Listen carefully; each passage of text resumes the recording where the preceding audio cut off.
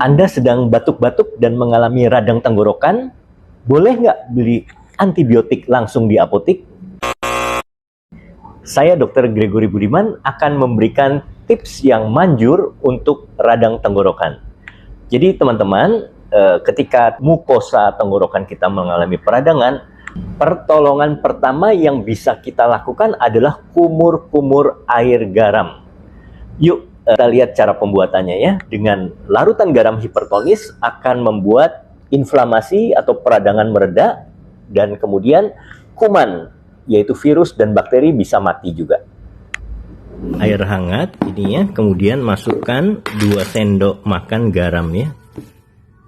Nih, 1. Jadi larutan garamnya harus kental, hipertonis ya. Kemudian kita aduk.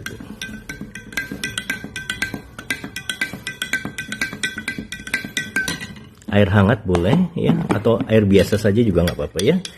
Nah, ini merupakan larutan garam hipertonis ya, kental banget ini.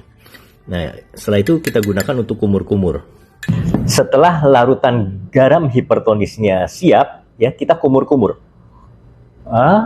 Kok kita kenakan di daerah tenggorokan. Kok seperti itu ya, kemudian kita buang. Gitu ya. Nah, larutan garam itu yang ada di gelas itu kita simpan ya buat nanti siang, nanti malam begitu. Ya, sehari 4-5 kali ya. Setiap kali tenggorokan kita terasa gatal, nggak enak, nah kita kumur-kumur. Demikian tips dari saya.